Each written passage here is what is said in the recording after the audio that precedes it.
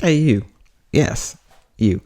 I went to the store the other day, and as I walked up to the door, I pushed it only for it not to open. And I'm sitting there and I'm looking at the door. I looked to see if there was another door to go in. I just stepped back, and when I stepped back, right at the bar that I pushed, it said pull.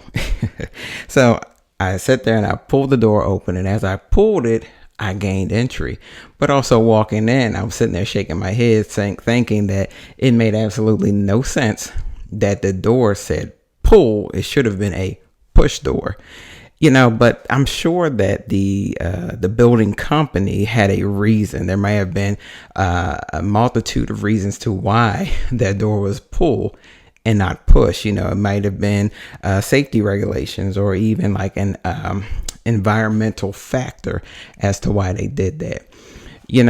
Within our Christian walk, some of us are standing at a door and we're pushing and we're getting nowhere.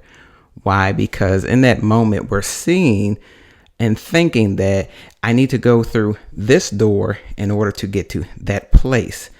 Or I'm standing at the door that I know that I have the ability to do that job. However, I can't get in. Why? Because we are so caught up in what our physical eyes can see that we neglect what the spiritual eyes are able to see and what our ears and the spirit can hear. So check this out. In Psalm chapter 46, verse 10, it says, "Be still and know that I am God. I will be honored by every nation. I will be honored throughout the world."